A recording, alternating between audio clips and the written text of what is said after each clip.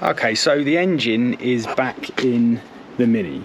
Every fibre of my being is screaming, get everything connected, get it back together, let's get it started again as quickly as possible. But I just know that's going to be the absolute wrong thing to do, because I know that the quickest way to do this is, you know, it's the tortoise and the hare, right? The quickest way to do this is going to be by going a lot slower. And so I've been standing here just taking a quick look at things that might be out, might be wrong, might need seeing to before I run ahead and do the fun stuff, which is obviously getting it started again. And I've already seen a couple of things. So, for instance, it is hard to see, I understand, but there's a bracket here that kind of holds the throttle body to the gearbox case, but it doesn't quite line up.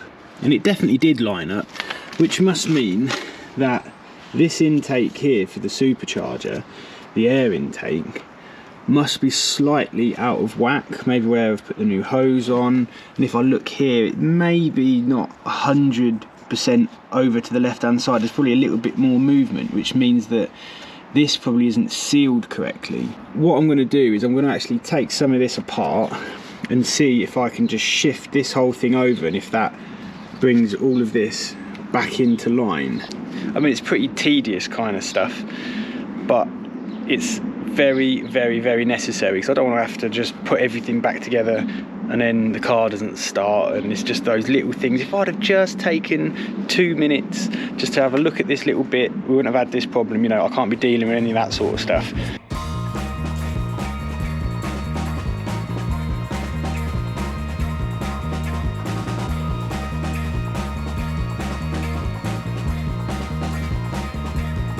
So this is definitely an issue. So I've taken this hose off of here, and you can see that when there's no hose on there, I mean, that now offers up properly all the way over. That is a proper seal all the way around.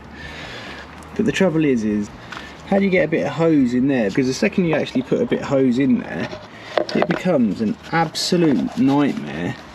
Okay, come at me with glove recommendations. I've only had these on about 20 minutes. Come on, please, just get in. Get out. I know there's not much room, but you've got to help me. Help me help you. Just take out the dipstick bolt and see if that gives me some clearance. Come on, don't be a complete pig the entire time. Just get in there. Yes. No, it still hasn't worked, does it? I'm wondering if this piece of hose might be too long. It's driving me crackers. These are the sort of things that I find really testing. These little...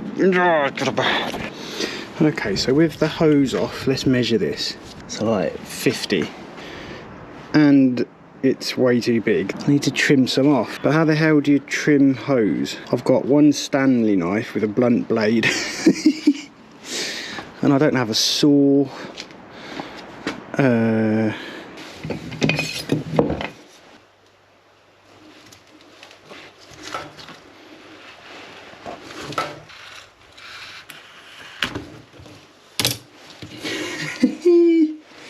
Do not tell my missus I just did that.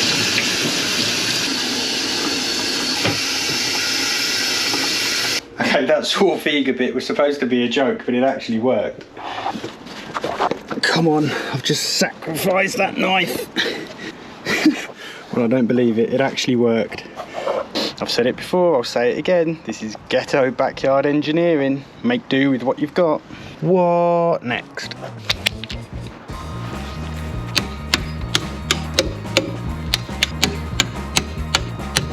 So one of the things that I really need to do is to get the new tubing attached for the map sensor. These are notorious for snapping, and that is exactly what mine did. You can see here, there's the tube, and that end there is just snapped off, and that is completely unsalvageable. So I got in contact with BMW, and they don't actually have any of these. They can't get them, so I had to buy a second-hand one off eBay. And this little bit of tube here with a clip on it cost me 40 quid. Which seems a tad excessive, but I suppose it's a seller's market.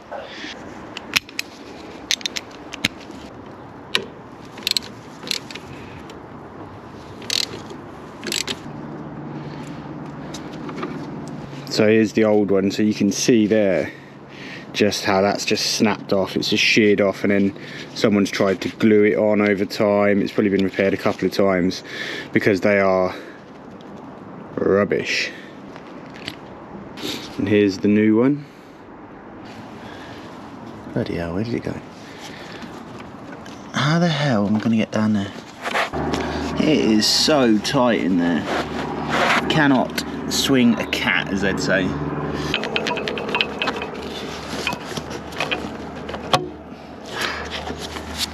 Lovely.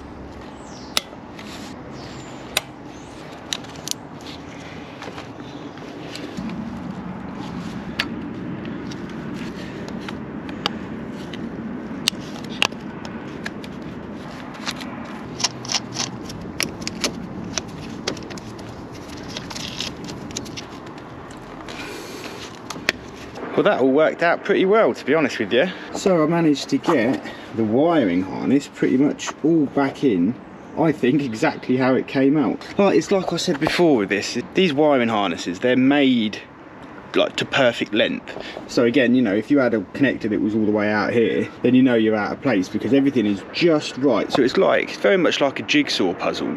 You can only put a jigsaw puzzle together one way for the whole thing to come together. It's exactly the same with a standard wiring harness in a car. So it's actually quite easy to work out. Like, this cable's this long, it goes over there. This connector type must go in there because it only fits that kind of shape. But I managed to get it all in lovely.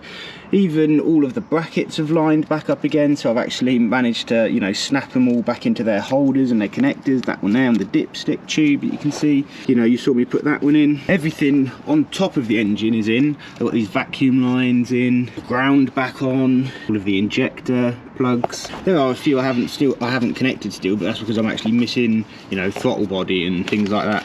You know, these will get connected again shortly, but I managed to get the octopus back into place. So what I do need to do though is I need to get down behind and I need to connect up the starter motor, whatever else is down there. There's going to be a few plugs dangling because there's actually a couple for the power steering, things like that, when the subframe goes back in, so that won't come till later anyway. But before I can actually get down here and put all that wiring back in place properly, I do need to sort out this exhaust manifold. That needs to go back up to the engine now because that's going to block any access. So I've actually got exhaust manifold gasket in here. I'm going to scotch right up the face of the exhaust manifold and also just a little bit on the head, only gently. I just want to remove some of the dirt and the crap and the crud that's all stuck to the faces, just so we get a nice bond on the actual gasket itself.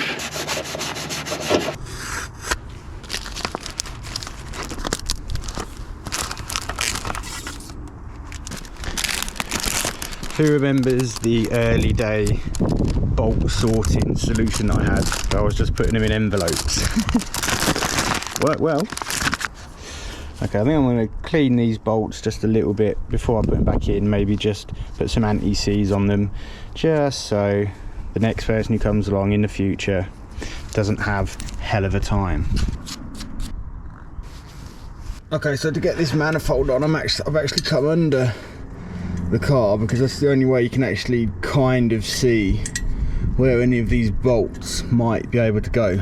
Sweet. So I managed to get 2 bolts in without too much hassle actually. One there, and then, well, you can't see it, one up there. And it didn't fall on my face and kill me. Bonus.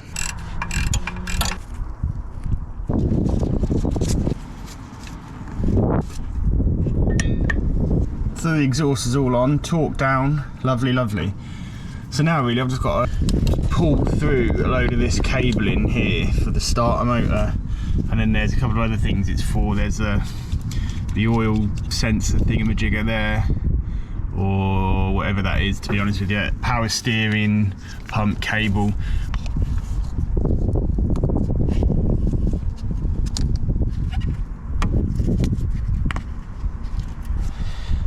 So I'm just trying to reconnect these hoses, and there's just one absolute of a clip. Come on, go on. No, yes, no. Go on, yes, go on. No. Yes, yes, yes, yes, yes, yes, yes, yes. Please. Oh, yes. All of these hoses now reconnected to the engine, and the clips fastened down. I've had a couple more connectors that needed plugging in. Plugged in this vacuum line. There's a cable here for the gearbox which just goes through there. I'll grab that in a minute when I'm underneath. Okay, we are looking flipping brilliant. We're looking sweet, boys. The cables have been zip tied up, which is how they were when I took them off. And I think actually while I'm under it makes sense now. I'm just going to torque down the last of these transmission to sump bolts. There's one there, and then there's a couple around there. Oh, you know what else we do need? We need the heat shield.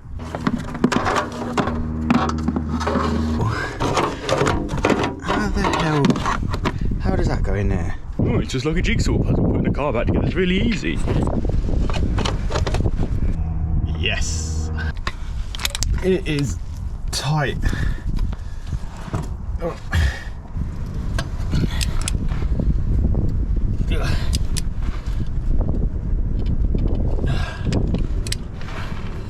Go on.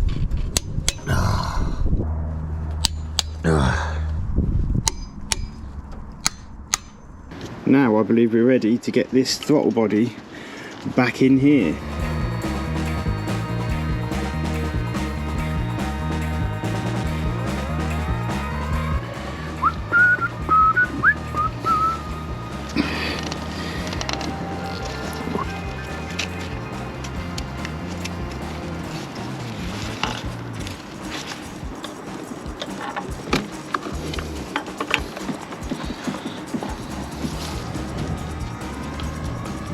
Okay, beautiful. That's all on lovely. Okay. Oh, hello. Look at this. Lovely. So I think we're going to move on to the belt now. I did manage to get myself an OEM belt.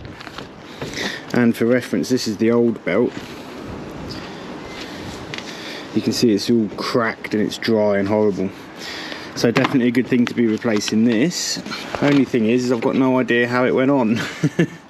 Okay, I took a photo of the old one when it was on the car, so I'm guessing it kind of just...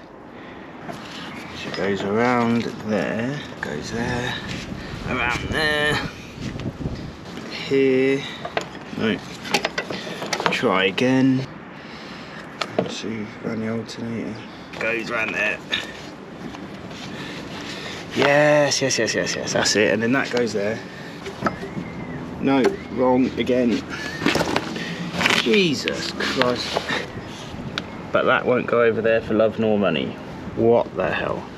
Why won't that stretch down there?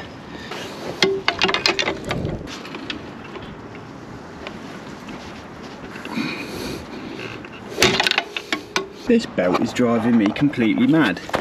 I've 100% got it going the right way. This, all I need now is for this last bit here to come up over the alternator, like hook up round there, but this belt very much appears too short. So there's a pin in the tensioner to take the tension off. So really this should just slip on, kind of like for like replacement, but it seems way too short. What? Okay, here's the old one with the new one, and they are identical in length. That's the belt that came off. And it's identical. Clearly it's me, isn't it? It's me that's doing something wrong, it has to be. But what? What am I doing wrong? Oh great, and now here comes the rain. Well, we got a lot done today. I suppose I'll see you in the next one.